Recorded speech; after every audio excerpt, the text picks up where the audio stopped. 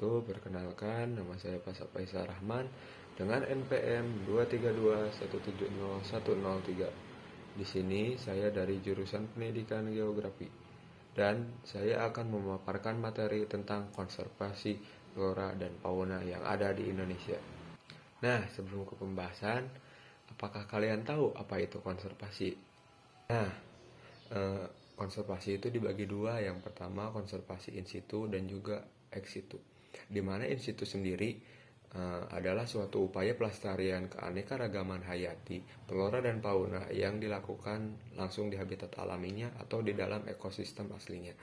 Sedangkan konservasi ex situ itu berbanding terbalik dengan in situ, di mana ex situ ini dilakukan tidak di habitat aslinya. Nah, tujuan konservasi ex situ sendiri untuk menyelamatkan suatu spesies dari kepunahan total. Jika memungkinkan bisa dibantu dengan manusia itu sendiri. Nah, di sini juga kita akan membahas tentang pentingnya konservasi, di mana konservasi ini sangat penting untuk kita lakukan dan kita terapkan. Yang pertama itu ada menjamin keberlangsungan hidup manusia. Yang kedua sebagai sumber penelitian dan pendidikan, di mana flora dan fauna ini bisa dijadikan suatu sumber pendidikan atau untuk penelitian. Yang ketiga menjadi daya tarik wisata alam. Nah, dari poin ketiga ini bisa kita lihat bahwasanya banyak sekali flora dan fauna bisa dimanfaatkan menjadi daya tarik wisata. Contohnya di Pulau Komodo dan juga badak, bisa melihat badak cula satu di ujung kulon. Nah, yang keempat ada menjaga keseimbangan ekosistem, di mana flora dan fauna ini sangat membantu dalam menjaga suatu ekosistem, terutama di alam. Yang kelima, melindungi keanekaragaman hayati. Dari poin 5 ini, kita yang sangat berperan penting dan harus yang paling menonjol di poin kelima ini, dikarenakan kalau kita tidak memperhatikan atau dengan cara memburu liar ataupun membalakan hutan, itu akan mengurangi populasi flora dan fauna itu sendiri. Nah, kita juga akan membahas tentang bentuk upaya konservasi. Yang pertama itu dengan mendirikan taman nasional. Di mana kawasan ini luas atau juga dapat melindungi ekosistem seperti yang tadi sudah disebutkan, Taman Nasional Komodo untuk melindungi hewan komodo dan juga ekosistemnya. Nah, yang kedua ada penangkaran flora dan fauna.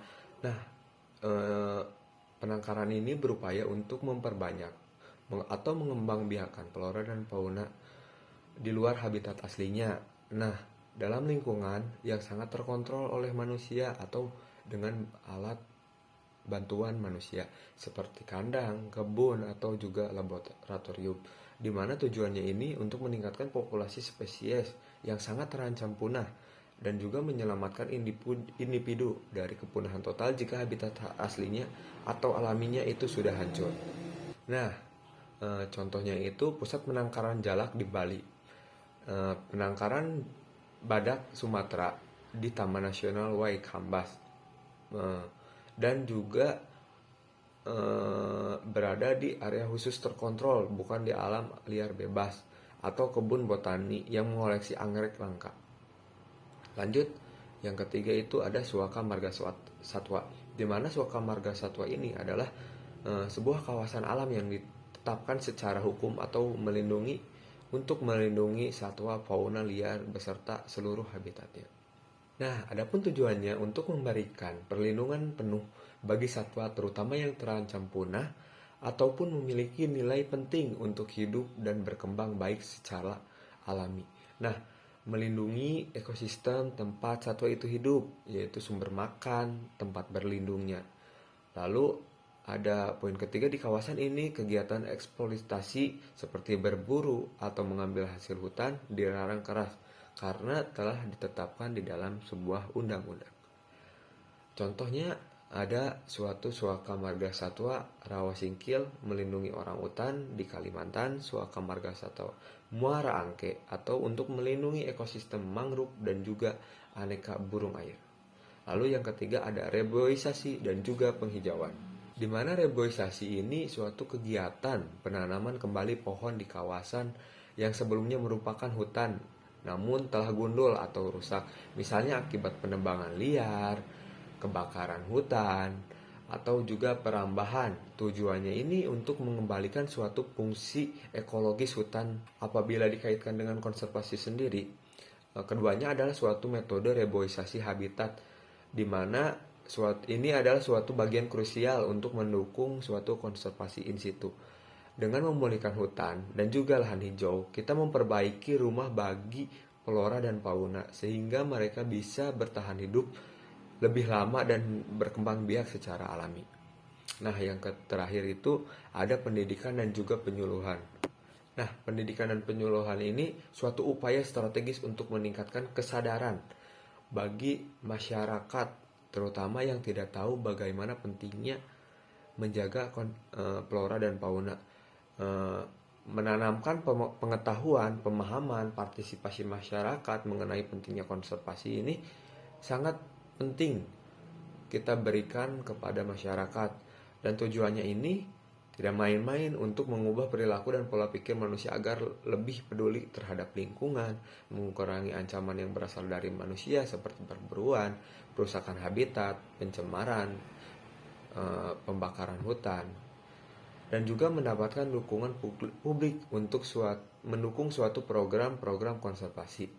Nah, di sini juga kita bisa melihat bagaimana flora dan fauna yang sangat dilindungi. Yang pertama itu ada harimau Sumatera yang banyak sekali di hutan atau di pegunungan Sumatera seperti di Gunung Leser, dan juga lainnya ada orang hutan Kalimantan, di mana orang hutan Kalimantan ini dapat kita ketahui sangat terganggu habitatnya sekarang ini karena dengan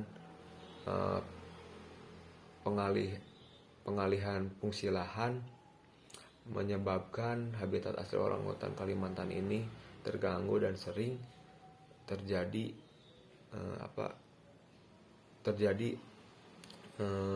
penggangguan dari orang hutan turun ke pemukiman dan juga lain-lain. Yang ketiga ada komodo, di mana komodo ini sangat dilindungi, dan kita tahu disebutkan di awal juga bisa kita lihat di Pulau Taman Nasional Komodo. Ada burung cendrawasih, di mana burung cendrawasih ini menjadi keunikan suatu daerah Papua, dan juga badak cula satu atau badak Jawa yang berada di kawasan Taman Nasional Ujung Kulon. Lalu ada floranya, Rapresia arnoldi yang sangat banyak berkembang di Pulau Sumatera, anggrek hitam, ada mangrove, di mana mangrove ini sangat penting untuk menjaga suatu ekosistem, dan juga ada Dalusa Jawa yang bisa ditemukan di daerah atau ketinggian tertentu saja. Nah, di sini kita akan membahas peta persebaran flora dan fauna di Indonesia, di mana bisa kita lihat yang sangat dominan itu ada di daerah atau kawasan di Papua, di mana sangat banyak hewan-hewan endemik ataupun burung-burung yang memiliki suatu karakteristiknya yang jarang ditemuin di daerah-daerah lain gitu.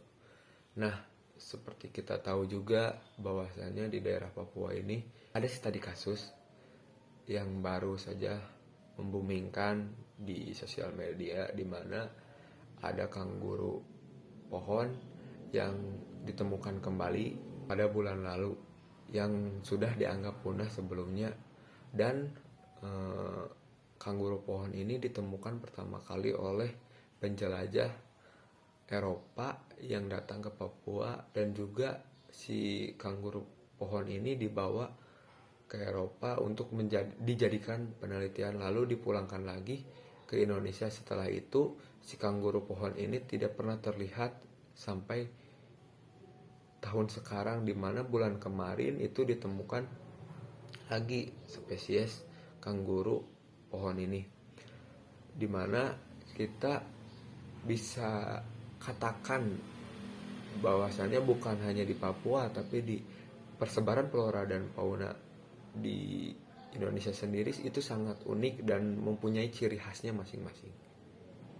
Nah, yang terakhir itu ada ancaman terhadap konservasi. Yang pertama, deforestasi dan juga alih fungsi lahan atau hutan hilang, habitat rusak. Bisa kita lihat bahwasannya menjadi polemik permasalahan alih fungsi lahan, di mana kita lihat di daerah Kalimantan itu suatu habitat asli alami bagi spesies-spesies yang mungkin saat ini bisa dibilang langka. Contohnya itu terutama orang hutan Kalimantan, di mana orang hutan Kalimantan ini sangat perlu dilestarikan. Apabila tidak dilestarikan, maka habitat atau kepunahannya itu akan semakin cepat gitu. Di mana alih fungsi lahan ini sangat merugikan apabila tidak kita perhatikan untuk pertumbuhan orang hutan itu sendiri. Nah, bahwasanya orang hutan di sana banyak mengganggu masyarakat dikarenakan habitat asli merekanya itu digusur secara tidak langsung. Nah, tapi di mana manusia itu seringkali dirugikan dengan kedatangan mereka tanpa mereka sadari bahwasannya merekalah yang memulai itu. Dan juga ada perburuan dan juga perdagangan ilegal. Satwa langka makin terancam punah. Nah, perburuan dan perdagangan ilegal ini sangat tidak dibenarkan gitu. Harus ada selalu tindakan dari pemerintah atau perlindungan undang-undang yang diterapkan dan secara tegas dilakukan. Karena dengan seperti itulah kita bisa menjaga flora dan fauna itu tetap ada, tetap lestari gitu. Nah, dan juga populasi dan kerusakan habitat di mana lingkungan tercemar, flora fauna sulit hidup. Di mana ini sangat merugikan ya, bukan hanya untuk flora dan fauna tapi bagi manusia sendiri, di mana apabila kita melakukan pembakaran hutan atau penebangan pohon secara berlebihan itu sangat merugikan dan tidak menjaga keseimbangan ekosistem itu sendiri. Nah, mari kita lakukan apa yang kita ketahui tentang menjaga konservasi flora dan fauna. Konservasi flora dan fauna ini sangat penting untuk kita lakukan. Mari kita jaga alam dan hewan, dimulai dari diri kita sendiri untuk melestarikan suatu keanekaragaman hayati yang ada di Indonesia. Mungkin cukup sekian yang bisa saya sampaikan. Semoga apa yang sudah saya sampaikan di video kali ini bisa menjadi suatu pembelajaran dan juga pengetahuan bagi kita semua dan bisa diterapkan dalam kehidupan sehari-hari. Terima kasih. Wassalamualaikum warahmatullahi wabarakatuh.